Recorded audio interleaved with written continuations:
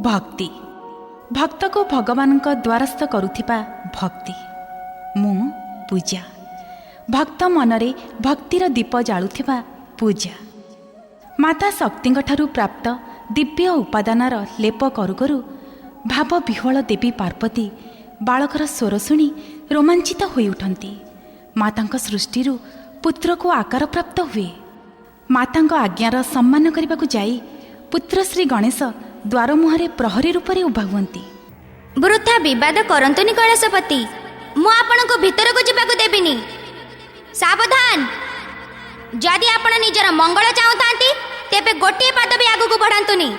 तो जानिच मु किए ए संसार मते महादेव कहिताए। आपण महादेव हुअंतु, आदिदेव हुअंतु, परमदेव हुअंतु किंबा देवंक देव हुअंतु, सेतिरे मोर किछि संपर्क नाही, किंतु मु आपनको भितर को जीवाक देबी नाही।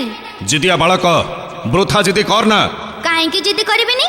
आपनको कथा मानी मो माता को आज्ञा प्रति विमुख होई जीवी असंभव। किए तोर माता?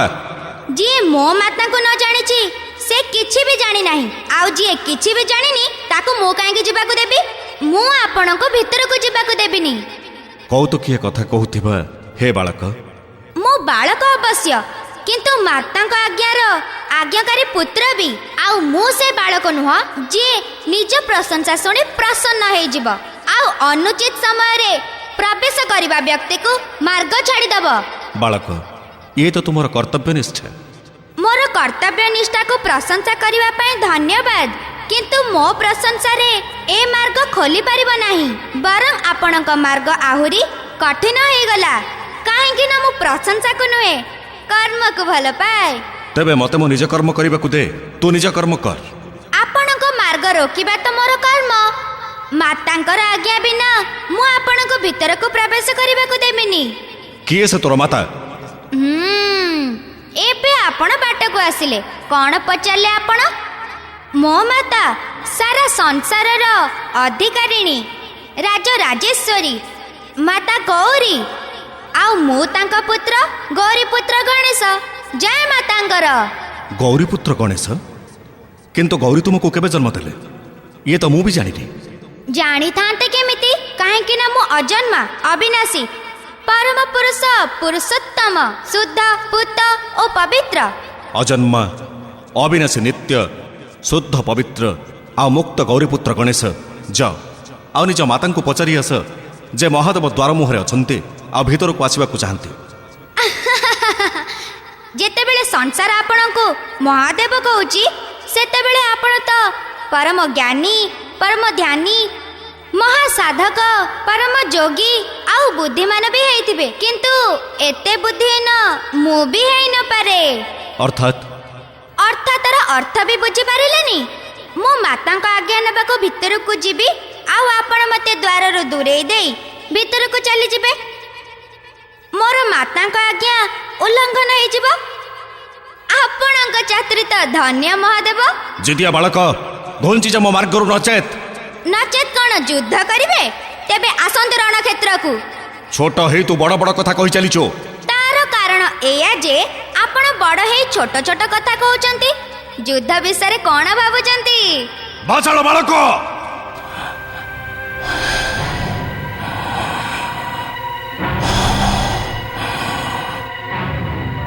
ना ना ना, ए बालक उपरे तृतीय नेत्र प्रयोग अनुचित हब। कौन महादेव युद्ध ना सुनी भयभीत हो गले ना? कौन चिंता करूचंती? शीघ्र कहंतु, एमितिरे युद्ध विषय आपणक विचार कौन? मो विचार एबे तते मो गण ही कहिबे। सेमानंक प्रहार रे तते सुबुद्धि प्राप्त होई जिवो।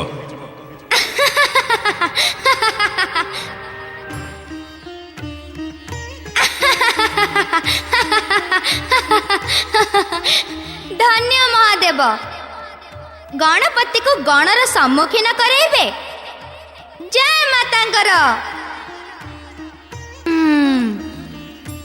जय मातांकर।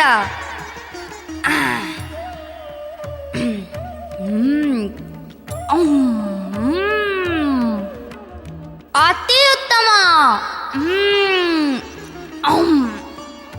जय मातांकर।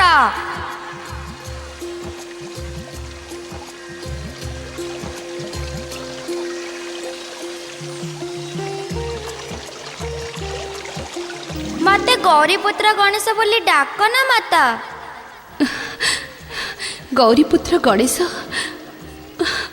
मो पुत्र मो गणेश माता गौरीपुत्र गणर श्रेष्ठ गणक ईश्वर गौरीपुत्र गणेश कुह मु तुम पई कौन करि परिबी? सबु तो आपण करि सारिचंती माता। केमिति पुत्र? मते आकार प्रदान करी जन्म देबा आउ आकार प्रदान करिथिबा मातांको स्थान तो भगवान को ठारू भी श्रेष्ठ होइथाय माता।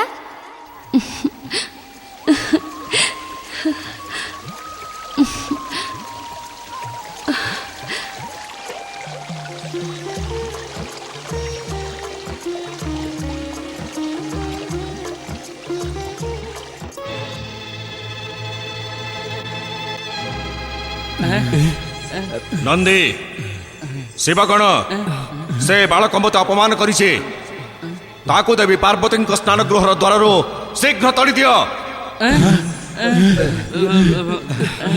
तमे शुणी पारिलनी मु कौन कहली? शुणिलु भोलानाथ किंतु किछि बुझी पारिलुनी। आमे तो कैलाश रे कोनोसी बालक को देखिनु।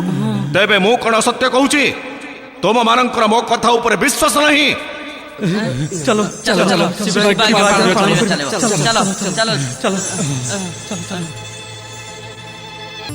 माता तो मते कहि नथिले जे महादेव ही ए कैलासर स्वामी हेले जदि कहि थांते भी तेबे मु तांको स्नान गृह को केमिति छाड़ी देई थांती।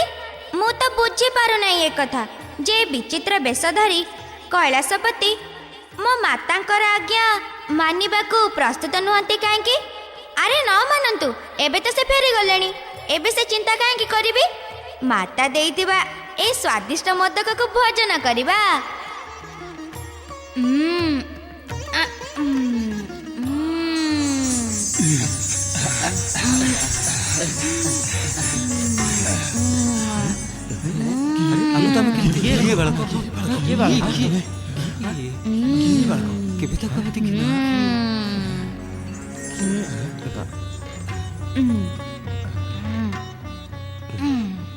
सावधान जदि तुम्हें माता को कक्ष रे प्रवेश करिवार दुस्साहस कर तेबे मु तुम समस्त सर्वनाश करिवि।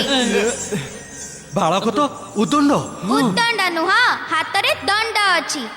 माता कहिथिले जे दंड धारण करी तुमे गणर श्रेष्ठ गणर ईश्वर आउ दंड नायक हे जाओ। जे तुम आज्ञा न मानिब ता उपरे दंड प्रयोग करिब किंतु जे आज्ञा मानि नेब ताकु निज कृपा प्रदान करिबारे कदापि संकोच करिवनी। तुमे माने एबे कुह जे तुमे माने मो आज्ञा मानिब नाय दंडर?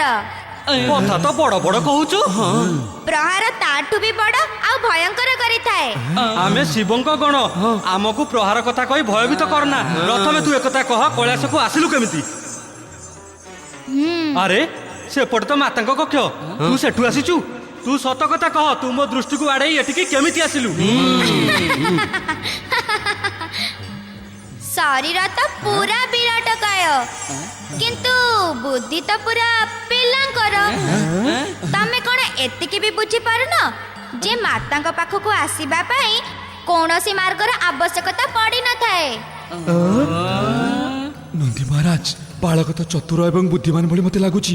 एबे हमें कोन करिबा? किछि ना किछि तो करिबा को पड़िबो। स्वामी हमको आदेश दैछन्ती ना। किछि ना किछि तो करिबा को पड़िबो ना काहे कि ना स्वामी आदेश दैछन्ती। तोटू बयस रे बड़ को थटा करजु। तुम बुद्धि तो सोइतिबा अज्ञान पशु भली लागुची। तुमे कोन एतिके भी जाने न जे सान ही बड़ को थट्टा करि थांती? बड़ कोन केबे सान को थट्टा करि थांती? बाचालो बालक घुंची जा द्वाररू। तुम स्वामी को ए द्वार मुहरु फेरै देली आउ तुमे चिंता करछ जे मु तुमको भीतर को जिबा को देबी? पळै जाओ एठू। मते क्रोधित करनी कहूची नचेत माता देथिबा ए दंड रे तुम समस्त को पिटिबी। पळै जाओ एठू जाओ।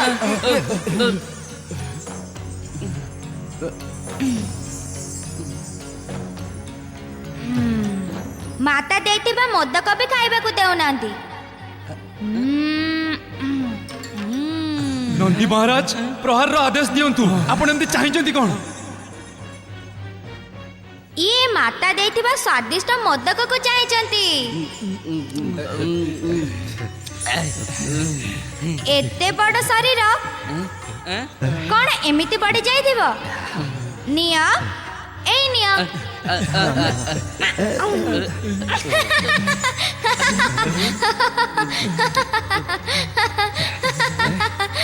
ଏମିତି କଣ ଦେଇଦେବି? ମାତାଙ୍କ ଦେଇଥିବା ସ୍ୱାଦିଷ୍ଟ ମୋଦକ ପ୍ରଥମେ ମୋର କୃପା ପ୍ରାପ୍ତ କର। ତୁ ମୋତେ ପରିହାସ କରୁଛୁ? ଆବଶ୍ୟକ ହେଲେ ମୁଁ ବି ତୁମକୁ ପ୍ରହାର କରିବି। ତୁ ଏମିତି ମାନିବୁନି। ଆରେ ହସୁଛ କଣ? ମାଡ଼ି ବସ ଏ ଉଦଣ୍ଡ ବାଳକକୁ।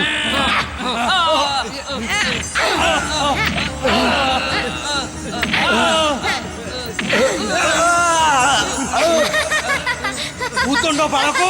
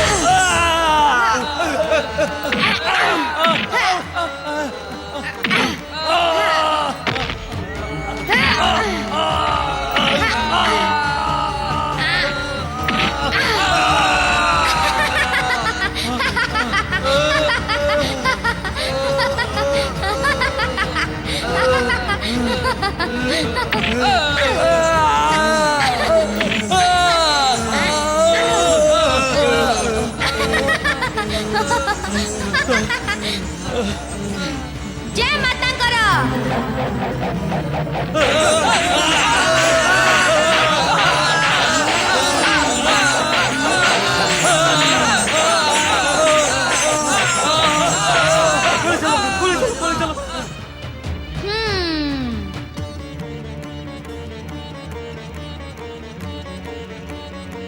ରକ୍ଷା କର ଭୋଳାନାଥ, ରକ୍ଷା କର, ରକ୍ଷା କର ଭୋଳାନାଥ, ରକ୍ଷା କର, ରକ୍ଷା କର ଭୋଳାନାଥ, ରକ୍ଷା କର, ରକ୍ଷା କର ଭୋଳାନାଥ, ରକ୍ଷା କର, ରକ୍ଷା କର ଭୋଳାନାଥ, ରକ୍ଷା କର, ରକ୍ଷା କର ଭୋଳାନାଥ, ରକ୍ଷା କର,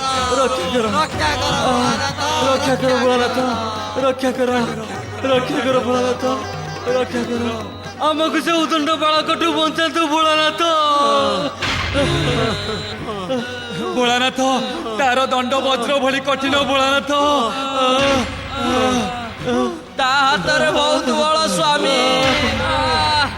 ସେ ଆମକୁ କେତେବେଳେ ବି ଏଠିକି ପିଟିବାକୁ ଆସିପାରେ ପ୍ରଭୁ। ତାକୁ ରୋକନ୍ତୁ ଭୋଳାନାଥ, ତାକୁ ରୋକନ୍ତୁ, ଶିବ ଶଙ୍କର ରୋକନ୍ତୁ।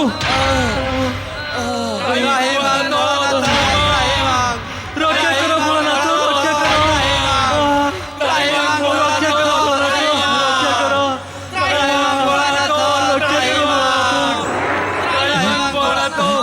ଭୋଳାନାଥ।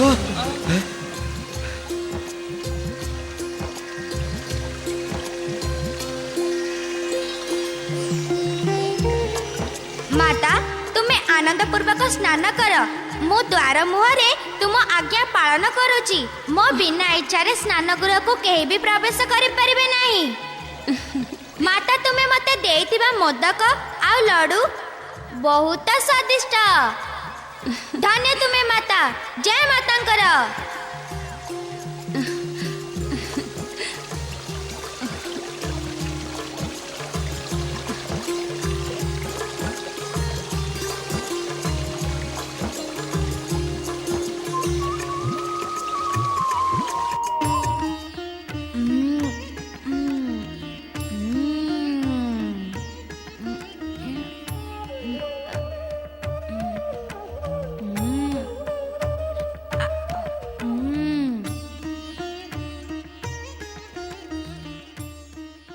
ଏବେ କେହି ମାତାଙ୍କ ଦ୍ୱାର ମୁହଁକୁ ଆସିବାକୁ ସାହସ କରିବେ ନାହିଁ।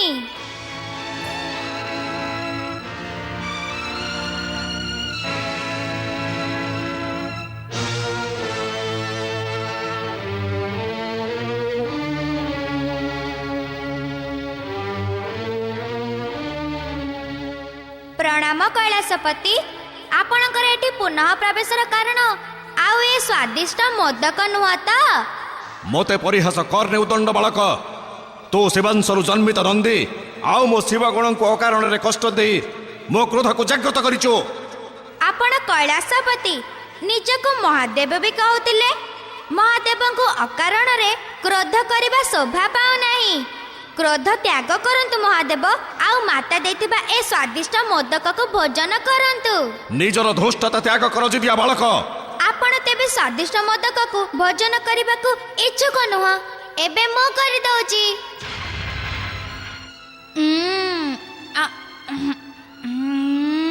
कह तू अकारण रे शिवगण को कहीं के प्रहार कलु? आपणक प्रिय शिवगण तो बुद्धिहीन। मु तो सेमानंकु मोदक देउथिली, किंतु से मूढ़मती मोर कृपा प्राप्त करबाकू इच्छा कलेनी। एबे आपण कहंतु कैलासपति जे मूर्ख को सेमानक मूर्खामीर दंड दबा कोन अनुचित?